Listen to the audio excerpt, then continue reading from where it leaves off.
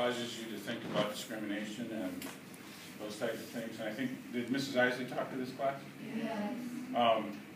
I want to add one more thing to whatever she said about Saudi Arabia and treating the women and all that.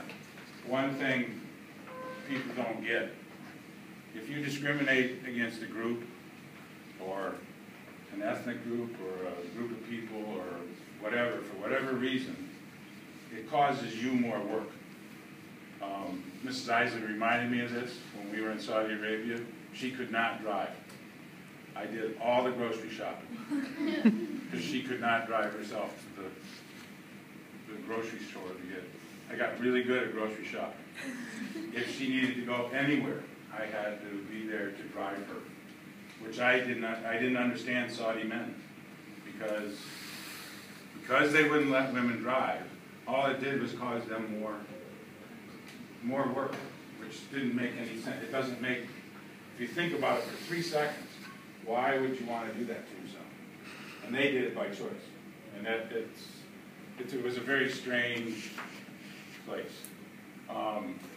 So she reminded me of that, to make sure that you do that. The other thing I'll say about women, and this is, I was maybe 10 years old, and I'll never forget this. My father had a friend over, and my dad he had a sports car, and I was, like I said, 10, 11, 12 years old, and he had this friend over with his wife, and it was a Sunday afternoon, and my dad was showing him his nice car, right? And the guy says to my dad, he said, well, the broads, the good-looking women will like it when you're in that what? Car. You see, but he made an offhand comment about women. He didn't call them women, he called them broads. And he called them some other nasty names.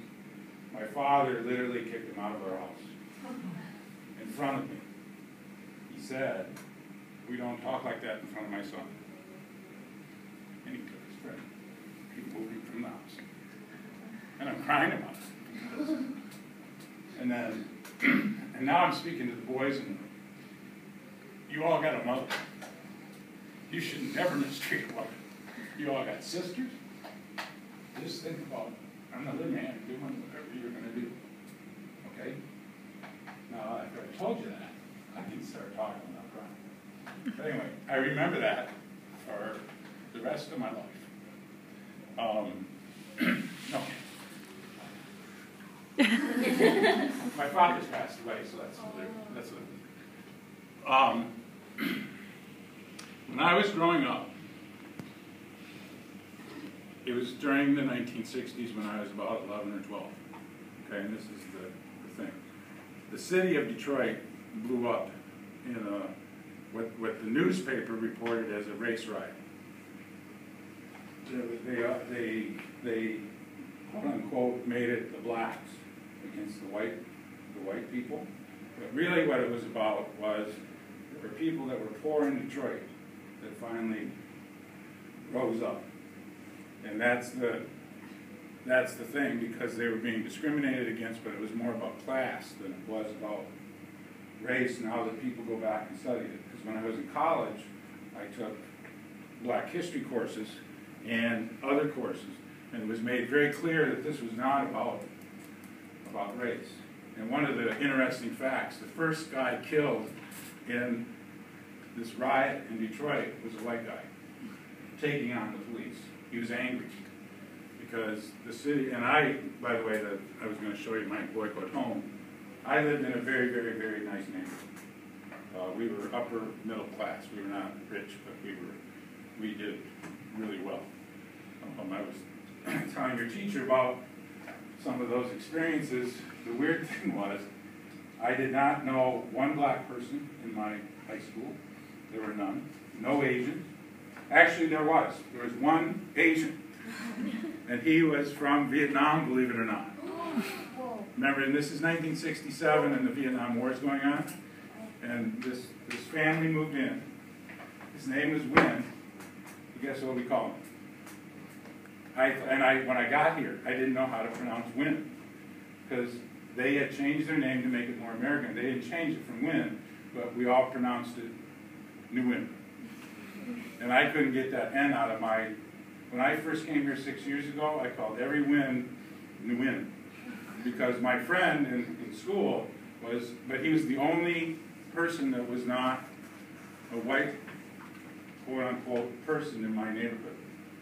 And then the other thing when I went to college, my very first freshman year sociology class, you know what a case study is? Does anybody know what a case study is? Well, a case study is they can take a person, or they can take a neighborhood, or they can take whatever, but they only study that. Now, I teach Psych 2, and case studies are limited, but you can learn something about that one thing, but it's hard to extrapolate it out because it may not be true for everybody. The very first case study I read in college, in a sociology course, was about my neighborhood, and it was about discrimination. The realtors, the people that sell the houses, the people that live there, they had it, and this was all illegal, but it was all under the board. So if an African American or a Chinese or someone that didn't fit what I look like, they had an agreement that they would just add $50,000 to the house to keep them out, and then make it very difficult for them to get a loan. So even if you wanted to move in, they would do everything possible to keep that neighborhood white like me, which is very strange. And I'm sitting there reading in college going, God, what kind of neighborhood did I come from? I grew up there, I was happy, it was wonderful, it was a great place to go to school, public schools were wonderful, everything was great, but I didn't realize what was going on all around me. I probably should have. And by the way, when the city, I'm going to show you a little video with a rock and roll song behind it, but of what happened in Detroit. But it looked like a war zone because the people rose up and started burning things and tearing things down, and then the police had to come in, and then the army had to come in. This doesn't happen in the United States very often. It happens in other countries. You know, it looked like other places, you know, third world countries where the police crack down on the people, you know. And for Americans to see this, it was very, very strange, okay? One of the things my community did, and it amazes me, in 1968, 67 is the year of the riot. 68 was a presidential election year. On the ballot, and now you gotta know what a referendum is. A referendum is you ask the people, do they want this law? There are two main streets that went into the city of Detroit where all this happened, right? One of them was called Jefferson, the other one was called Mack Avenue. They were going to leave those open. You know what a cul-de-sac is? Yeah. It's a road that it goes along like this, and then it's got a circle around it, but you can't get through because there's houses that stop you. They had a referendum that luckily it didn't pass. It failed. They were going to turn every other street into a cul-de-sac where it met the city of Detroit. Because they didn't want those people coming into our neighborhood. Except my father had to go to work, and a lot of other people had to work in the city of Detroit, so you had to have at least two ways they could all get out of the city, or out of my city, out of my part of the town. Okay? But the amazing thing is people were so prejudiced that they actually got it on the ballot that they wanted to symbolically shut us off from the city of Detroit. And that was what was in this. The thing about the realtors, and then the thing about the referendum, years later, when I read about it 10 years later in college, I was like, holy smokes, I didn't realize all that was going on in my neighborhood. The other, and by the way, this scared a lot of people. The city of Detroit blowing up in '67 scared a lot of people. And my parents had a personal friend. This is the other thing. Prejudiced people, they can be very nice as long as you're like them. Or they don't say it to your face. You know, they don't have any guts to say, I hate you because you are whatever you are, right? Well, a family friend would hire me to do yard work for him. I mowed his lawn, I picked up stuff, he paid me pretty well. And one afternoon, after working all day, I was all sweaty and moving rocks for him and doing whatever. He says, "Come on in the house." Now, this is a friend of my dad. And he gave me like a lemonade or something. And we're sitting in his kitchen drinking, and I've known him for years. He says, "Come on down into my basement." I said, "Okay, fine." We go down in the basement, and he's built a safe room. He had 2 years' worth of canned food. He had gone out and bought guns. He had gotten a radio, a ham radio. He had a generator down there. And he says to me, he says, last year, when those guys rioted, they're going to come and get us. I said, "What?" Because my dad and my mom never talked like this. And he said, "I'm going to be ready. I got my gun. If somebody tries to take my property and come out here, they're going to die." But he was, he was goofy.